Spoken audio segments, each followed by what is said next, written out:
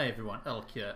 This is my first guide to the Temple of the Jade Serpent, which is a level 85 to 86 normal mode dungeon. You may see a bit of freezing at the start. Turns out that my computer's RAM is slightly faulty. That has been resolved at this stage, so hopefully in any future videos you won't see that sort of freezing. Yeah, so on with the guide. So yeah, this is just a bit of trash here. You can pull... There are two ways that you can go at the start of the dungeon, each lead to a separate boss, but I believe you have to kill both the bosses to be able to advance to the third and fourth boss of the Temple of Jade Serpent. I've skipped a little bit ahead here. Again, sorry about the freezing. Okay, this is the first boss called Wise Mari, the Water Speaker. You may notice she has a few abilities. The first one is Corrupt Waters, which pretty much makes any sort of water that you stand and damage you. This damage does about 7.5 to 8,500 every quarter of a second, so you don't want to be standing in that. Water Bubble is the second ability, kind of like a paladin bubble. She's just surrounded by it for the first phase of the fight, so you can't damage her. This just helps you focus on the ads. Okay, her third ability is called Water. What she pretty much does is she will shoot out a bolt of water to one of the two surrounding pedestals.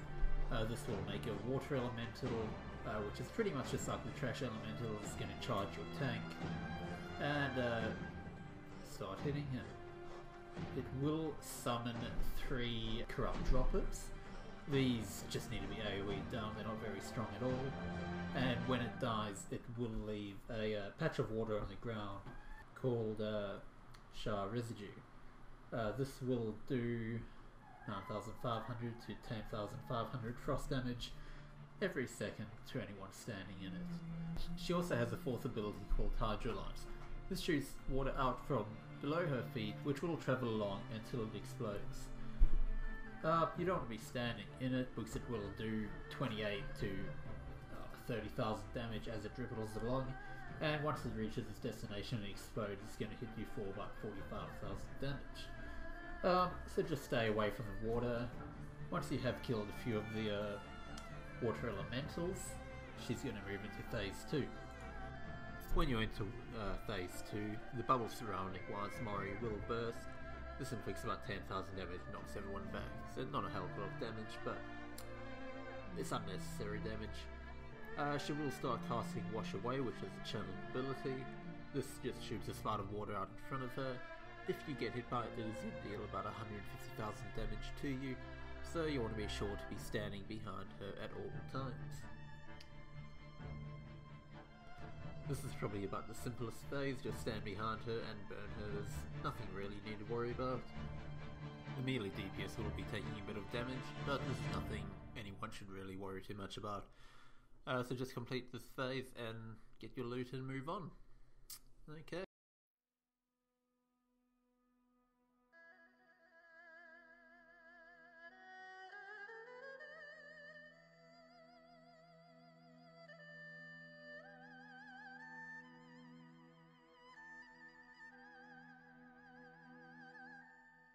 The second boss in Temple of the Jade Serpent is called Law Walker Stone Step, the Keeper of Scrolls. He has 2 randomized boss sequences. The first one is called The Trial of the Yogol. Pretty much what he does, he splits into 2 forms, Strife and Peril. In these 2 forms, he has an ability called Agony, which that's just really a tank ability. It will inflict about 60,000 damage, shadow damage to the tank. The next ability is called Intensity.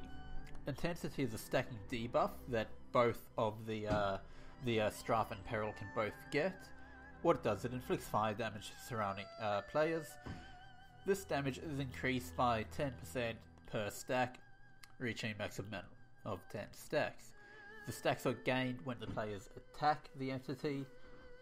So what we found is getting up to about 5 stacks and then swapping is probably about the best way to do it. If you don't attack either Strife or Peril, then they have an ability called Dissipation, which will slowly decrease their stacks. Pretty much attack one, get 5 stacks, swap to the other one till that's 5 stacks, and then by then the first one should be back down to 0. Covering today's Champions of the Five Suns. Now, in Champions of the Five Suns, it is slightly more complicated than the Trial of the Yogol. What happens, initially, the little walker summons 5 suns. Each of these suns will randomly burn a player for about 12,000 to 13,000 fire damage, so you want to try and kill them as fast as possible. Once you kill a sun, a Haunting Shah will spawn from that. The Haunting Shah is just like the trash ads before the boss. It casts an ability called Haunting Gaze. This will just target the tank and inflict about 30 to 35,000 shadow damage. So pretty much just kill all the suns, kill the shards that spawn from the dead suns, and then you'll move into stage 2. In stage 2, the Haunting Shah will possess Zayo Sunseeker. Zayo Sunseeker is pretty much just a tank and spank. His only real ability is every now and again he'll deal about 40,000 damage to a random player. This isn't too hard to handle, as the only other damage going out is the melee hits on the tank. Once you kill him, you'll move on to the next boss.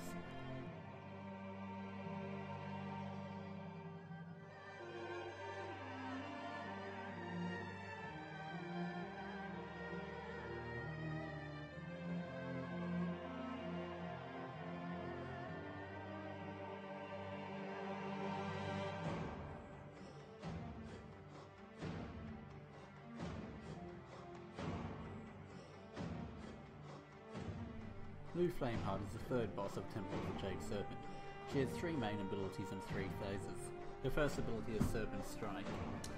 This will inflict 69 to 80,000 damage and an additional 84,000 damage over 8 seconds to her main target, which will be the tank. Serpent Kick is a follow-up ability of that. She'll perform a kick which inflicts about 83 to 96,000 damage and knocks all players back within 8 yards. The third ability is Serpent Wave. This will create 4 waves of flame that will travel outwards, hitting players for 69 to 80,000 damage. Once she reaches 70%, she will enter Phase 2. Phase 2, she does the same abilities, only now her Serpent Strike will put a healing debuff on the main target that absorbs 70,000 healing. This will be transferred to her and heal her. Her Jade Serpent Kick is exactly the same, only does less damage, and the Jade Serpent Wave now leaves flame patches behind it, so you're going to want to not stand in those. Once she reaches 30%, she will enter the last phase, where she summons a dragon called Yulon. Yulon is just really a tank and spank. He will shoot a ball of flame at a random player. This leaves a pool of flame at their feet, which inflicts 69 to 80,000 damage, so you're going to want to move out of that. This phase is fairly simple, just tank him, move out of the flames, and you get your kill. Moving on. The final boss of Temple of the Jade Serpent is called the Shah of Doubt. He has a few abilities. The first one which he will do is called Wither Will. This ability will target 2 random players and inflict around 60 to 70,000 shadow damage. The second ability is called Touch of Nothingness. This is a debuff which he will inflict on a random player. That player will then deal 32 to 37,000 damage every 2 seconds to anyone nearby. If you're ranged and you get this on, just move out of the range. If you're a melee, you're probably going to want to try and back away a bit so you don't kill the tank. The third ability is called Figments of Doubt. This is where he'll summon pretty much a shadow clone of your character, which will be locked onto your character and start attacking you. Each figment will start draining energy from the player they are targeted on. This will deal increasing damage over time, and once the figment is fully infused, it will explode, dealing 73 to 76,000 damage to all the players, as well as healing the Shah of Doubt for 10% of its total health. The Figment of Doubt is really just a DPS test. You can either pick one DPS it down, or if your DPS is good enough, just kill their own. You don't want these to explode, because as they drain at the same speed, they are going to explode at the same speed, Two of these exploding at the same time will generally mean a wipe. Once you have killed the Figments of Doubt, you'll be free to go back to DPSing the boss.